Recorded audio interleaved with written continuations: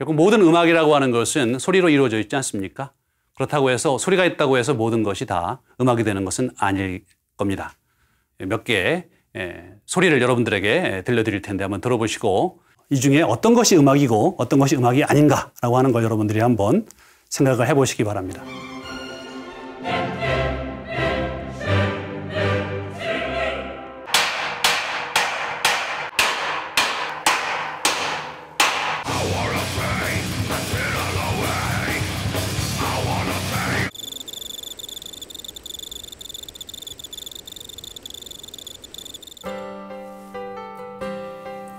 안녕하세요. 반갑습니다.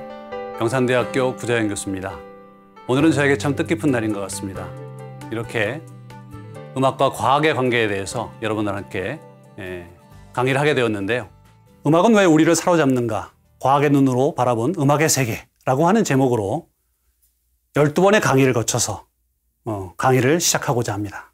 공중파로 이렇게 음악과학에 대해서 자세한 강의를 한 경우는 전 세계적으로 찾아봐도 거의 없지 않을까 싶습니다. 많은 사람들이 실질적으로 음악이 어떻게 해서 우리에게 그렇게 즐거움을 주는지, 감동을 주는지 이런 문제에 대해서 좀 더 과학적으로 이해하고 싶어 합니다.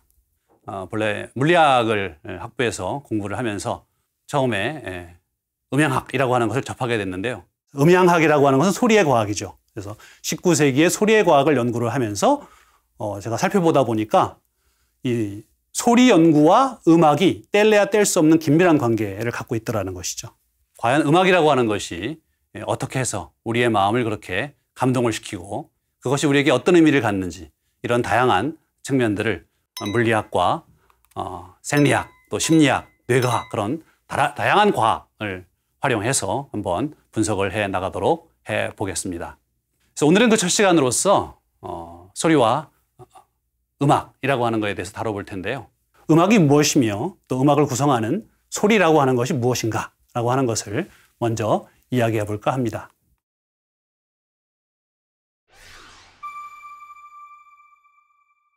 통상적으로 음악이라고 하는 것은 다양한 소리의 시간적 전개를 통해서 아름다움을 추구하는 음악적 예술의 장르라고 이야기할 수가 있겠죠. 하지만 과거로 돌아가 보면 음악이라고 하는 것은 현대적 의미와는 사뭇 다른 그런 의미가 있다라고 할 수가 있죠. 고대 사회 속에서 우리가 그런 시발점을 찾을 수 있는데 중세 초기에 교양학이라고 하는 것에 들여다보면 사막사학이라고 하는 것이 존재하는데요. 그중에 사막이라고 하는 것은 이제 논리, 문법, 수사에 해당하고요. 사학이라고 하는 것이 이제 천문, 기하, 산수, 음악 해서 음악이라고 하는 것이 수학의 한 분야로 들어가 있습니다. 그 얘기는 음악이 단순히 예술인 것이 아니라 보다 폭넓게 자연을 탐구하는 그러한 학문의 영역이었다라고 하는 것을 보여준다고 할 수가 있겠죠. 그래서 우리가 그 음악이라고 하는 학문의 시발점을 추적을 해보게 되면은 피타고라스라고 하는 사람을 만나게 되는데 수학의 아버지라고 하는 사람이잖아요. 그래서 피타고라스 정리로 여러분도 다 잘 아실 텐데 그 피타고라스가 자연은 수로 돼 있다라고 하는 그런 이야기를 했죠. 그래서 자연 속에 내재하는 그러한 질서들을 별의 운동이라든지 이런 걸 통해서 찾아냈는데 특별하게도 이제 음악 안에서 그러한 자연의 질서를 발견할 수 있다라고 하는 것을 주장을 했던 것이죠. 그래서 이러한 전통을 이어받아서 중세 때 음악 이론을 체계적으로 구축을 하고 학문으로서의 음악의 개념을 더욱더 널리 유포시킨 그러한 인물이 출연하게 되는데 보에티우스라고 하는 사람입니다. 우선 우주의 음악이라고 하는 것은 우주 자체가 가지고 있는 그러한 조화에 대해서 설명을 하는 것이죠. 피타고라스가 이야기했던 그런 방식으로 우주 안에 내재하는 수학적 질서를 찾아내는 그러한 활동을 우주의 음악이라고 불렀던 것입니다. 이렇게 보게 되면 결국 보에티우스에게 있어서 음악은 모든 것의 과학이다 이렇게까지 이야기할 수가 있겠죠. 그래서 이러한 전통이 르네상스까지 이어져서 자연을 그런 식으로 수학적으로 보려고 하는 그러한 생각은 기본적으로 음악적 세계관과 연결되어 있었다라고 할 수가 있는데 그것을 그 당시에는 천구의 음악이라고 불렀습니다. 그러한 생각이 잘 드러나 있는 것이 16세기에 플러드라고 하는 사람이 이야기한 우주의 이른금이라고 할 수가 있겠습니다. 현이 하나밖에 없는 악기죠. 그 삼중의 우주를 두 옥타브 안에서 조화롭게 운행하는 신의 모습을 이 그림을 통해서 잘 보여주고 있죠. 플로우드보다 이제 한 세기 정도 이제 더 지나서 케플러라고 하는 아주 유명한 과학자가 있었죠. 그래서 케플러의 법칙이라고 하는 행성 운행에 관한 오늘날도 유효한 법칙을 수립을 함으로써 근대 과학의 기초를 놓은 천문학 혁명의 아버지라고 하는 사람이 케플러인데, 그래서 그가 그려놓은 이 악보를 보시면 토성이라든지 목성, 화성, 지구 이런 여러 행성들이 내는 음악을 표현을 해주고 있어요.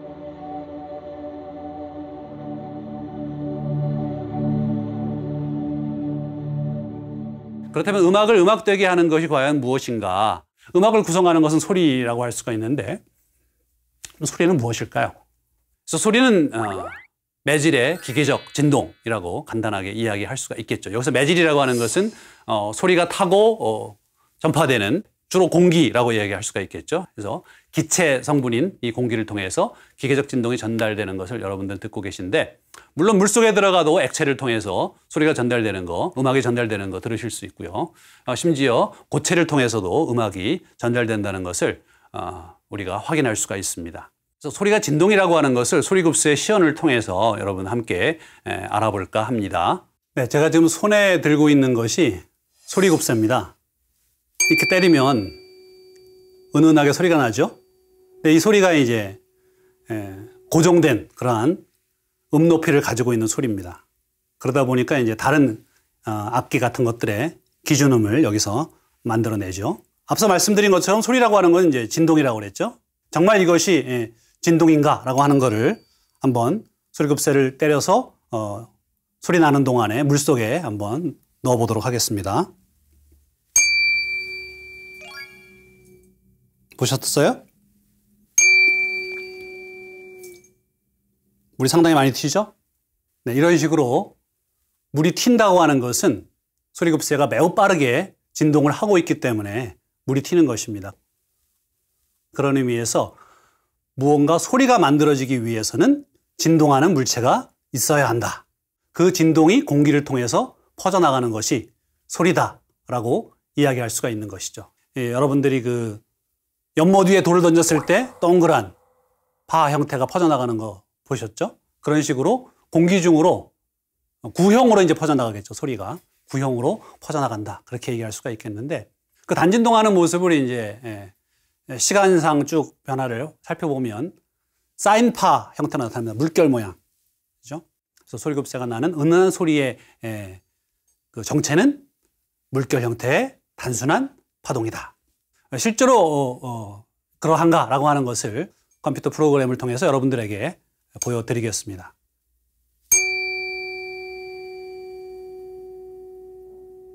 이 소리를 이제 컴퓨터가 어떻게 잡았는지 한번 보죠. 이런 식으로 펼쳐보면, 시간 간격을 넓혀보면은요, 서서히 이제 물결 모양이 나타나는 걸 볼 수가 있죠. 양쪽의 가지가 일정하게 진동을 하면서 물결 모양으로 파동이 퍼져나가서 여러분들의 귀에 닿는다라고 할 수가 있습니다. 공기의 진동이라고 해서 우리가 다 들을 수 있는 것은 아닙니다. 그래서 20Hz에서 2만 Hz 정도의 소리만을 우리가 들을 수 있다고 하는데, 여기서 헤르츠라고 하는 것은 1초 동안에 몇 번의 진동이 있느냐라고 하는 것을 보여주는 것입니다. 그렇기 때문에 소리급새가 1초에 20번 진동을 하는 소리라면 20Hz, 그것이 2만 번 진동하는 경우라면 2만 헤르츠의 소리가 나온다고 할 수가 있는데, 그 이상의 진동의 경우에는 우리가 듣기가 상당히 어렵습니다. 개인차가 상당히 많아서 특히 나이에 따라서 이제 이 가청 주파수 범위가 엄청나게 줄어들기 때문에 틴벨이라고 하는 그런 상품도 있죠. 그래서 휴대폰 소리가 상당히 높은 진동수로 돼 있어서 나이 든 사람한테는 아주 아무 소리 안 들리는 조용한 그런 상황에 어린 사람들은 그 소리를 듣고 반응할 수 있는 그런 상품도 있고요. 정반대로 어떤 매장에서 높은 진동수의 소리를 울려서 오히려 청소년들을 내쫓고 나이 든 사람들을 주고객으로 삼아서 이렇게 영업을 하려고 하는 그런 시도도 있었습니다. 그래서 실제로 여러분들이 그 가청 주파수 이상의 소리를 들을 수 없다라고 하는 것을 제가 이 컴퓨터 실험을 통해서 한번 보여드리도록 하겠습니다. 300Hz에서 시작을 해서 한번 쭉 진동수를 1000, 2000, 3000에서 5000, 7천만 이렇게 쭉 올려보도록 하겠습니다. 점점 진동수가 높아지는 게 들리시나요? 그러다가 아마 어느 이상이 되면 아무 소리도 안 들리는 걸 확인하실 수 있을 겁니다. 그래서 음악이라고 하는 것은 들리는 소리로 구성을 하게 되는데요. 그렇지만은 우리가 음악을 들었을 때 그 음악이 아름다운 소리로 구성되어 있지 않다면 상당히 듣기 시끄러울 겁니다. 그렇다면 그러한 듣기 좋은 소리는 왜 듣기 좋은 걸까요? 그래서 소리의 종류를 우리가 생각을 해보면 고른 음과 시끄러운 음이 있다라고 할 수가 있겠습니다. 그래서 음악에서 활용하는 고른 음이라고 하는 것은 진동수를 확정할 수 있는 그런 소리인 반면에 시끄러운 음은 진동수를 확정하기가 어렵습니다. 그래서 음 높이라고 하는 것이 결국 진동수로 결정되는데 음 높이를 정할 수 있느냐 없느냐라고 하는 것이 고른 음과 시끄러운 음의 차이라고 할 수가 있겠습니다. 고른 음의 소리 스펙트럼을 한번 보시죠.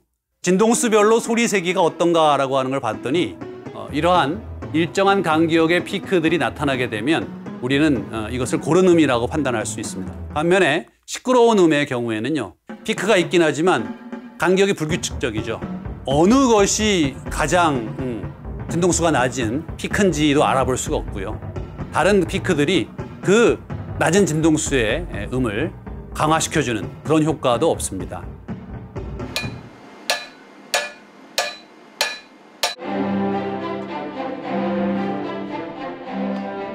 어떤 악기가 내는 소리 속에 그 기본 진동수의 정수배 진동수를 갖는 음들이 그걸 이제 부분음 혹은 배음이라고 부르는데요.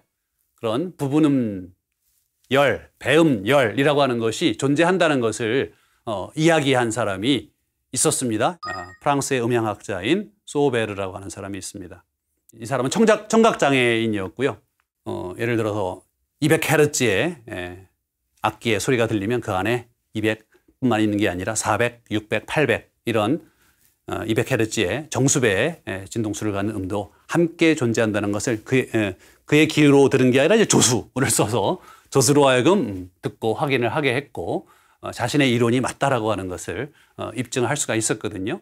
그래서 이러한 소베르의 발견이 왜 중요하냐면은 악기의 음 속에 특정한 진동수의 소리만 있는 것이 아니라 그것의 정수배의 진동수, 2배, 3배, 4배, 5배 이러한 여러 배의 진동수의 음들이 함께 들어가 있다라고 하는 것을 이해하게 된 것은 이후에 소리과학의 진보에 큰 기여를 하게 됩니다.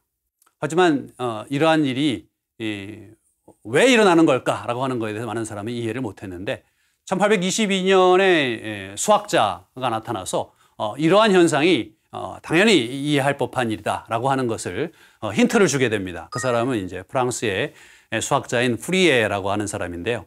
푸리에 정리라고 하는 것을 제시를 해서 이러한 부분을 수학적으로 해명을 해주게 됩니다. 그래서 그림을 보시면은요, 위에 이제 복잡한 형태의 그런 파형이 있는데 이것이 간단한 물결 모양의 사인파라고 하죠. 사인 곡선. 이런 여러 개의 사인 곡선을 합쳐 놓으면 결국 위에 있는 그런 복잡한 형태의 파동이 나온다. 소리 진동이 상당히 복잡한 진동을 하고 있지만 그런 복잡한 진동이라 하더라도 결국에는 단순한 그러한 물결 모양의 사인파들의 합으로 나타날 수 있고 특별히 고른 음의 경우에는 이 단순한 사인파들의 진동수가 정수배로 되어 있습니다. 그래서 100Hz, 200Hz, 300Hz 이런 식으로 일정한 간격을 두고 규칙적인 패턴을 보임으로써 우리가 진동수가 얼마다, 100Hz다, 200Hz다 이런 식으로 이야기할 수 있게 된다는 것이죠. 그러한 부분음의 실제 존재를 물리적으로 확인시켜준 사람이 있었습니다. 19세기에 가장 위대한 음향학자라고 할 수 있는 헬름홀츠라는 독일의 음향학자가 있습니다. 제가 석사 논문을 헬름홀츠의 음향학에 대해서 썼고요. 그것이 계기가 돼서 이제 음향학 연구를 계속을 하게 됐는데, 그래서 헬름홀츠는 이제 저에게 밥벌이를 할 수 있는 그런 길을 열어준 사람이기도 한데요. 그래서 헬름홀츠는 공명기라고 하는 것을 사용해가지고 부분음을 실제로 귀로 들을 수 있게 해주거든요. 여러분 그림 보시면 몇 개의 공명기가 나와 있는데 속이 비어있는 그런 금속 구로 되죠. 뭐 유리로 만들어도 되고 뭐 종이로 만들어도 됩니다. 어쨌든 속이 비어 있으면 되는데 양쪽에 구멍이 있어요. 거기다 이제 소리를 집어넣게 되면은 특정한 진동수의 소리가 진동하는 걸 확인할 수 있는데, 뭐 여러분도 쉽게 집에서 헬름홀츠 공명기를 흉내낼 수 있습니다. 공기가 비어있는 어떤 통이면 돼요.